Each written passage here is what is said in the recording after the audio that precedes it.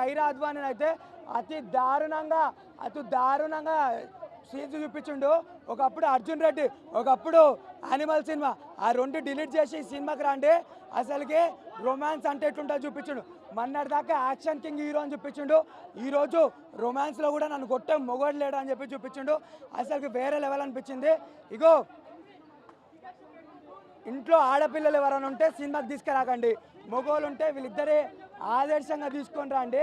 ఇటు పక్కన Johnny since, ఇటు పక్కన మన యష్ రఫ్ ఆడించాడు.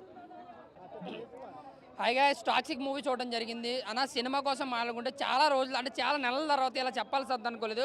సినిమా టోటల్గా సినిమాతో కూడా నాకు తలపోటు వచ్చింది అన్న. సినిమా నేను క్లైమాక్స్ కూడా ఇంకొక 5 నిమిషాలు ఉండగానే బయటకు వచ్చేసాను అనమాట. నేనే కాదు, నాతో పాటు ఒక 20 మంది వరకు వచ్చేసి ఉంటారు. అంత దారుణంగా అనిపించింది. అంటే కేజీఎఫ్ తర్వాత అంత పెద్ద హిట్ వచ్చిన తర్వాత ఆయన ఎంత ఆచుతూ చేయాలని అడుగు చెప్తున్నాను. ఉన్న ఇమేజ్ నేను పోగొట్టుకోవడం తప్ప ఇలాంటి పనులు చేసి ఆయన కాపాడుకునే ఉద్దేశం అయితే ఏమి లేనట్టుగా ఉంది. సినిమాలో ఎక్కడ కూడా ఇంత ఒక హాఫ్ అన్ అవర్ కూడా బాగుందన్న, ఈ సీన్ బాగుంది అనడానికి ఏమీ లేదు. ఒక 2-3 ఫైట్లు ఉంటాయి, అవి అయితే బాగా అనిపించినాయి.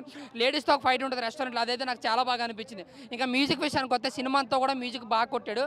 ఇంకా లాస్ట్ 20 నిమిషాలు అయితే ఆడ పిచ్చోడు అవడం కదా సినిమాలో, మమ్మల్ని పిచ్చోడిని చేశాడు. ఇంకా 20 నిమిషాలు నా థియేటర్లో నుంచి ఎప్పుడెప్పుడు వెళ్ళిపోతావా అని చూస్తారు జనం.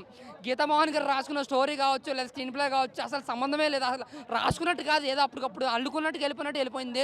ఇంటర్వల్ సీన్ కానీ కావచ్చు, ఫస్ట్ హాఫ్ పర్లేదు, ఏదో నయనతార గారితో అండ్ ఇష్ గారితో కొన్ని సీన్స్ బాగా అనిపిస్తే, అది ఎంతవరకు అంటే ఏదో వచ్చాం కదరా, ఫస్ట్ హాఫే కదా చూద్దాంరా అన్నంతగానే అనిపిస్తే తప్ప సూపర్ బ్లాక్ బస్టర్ అనలేము ఆ సీన్లు కూడాను.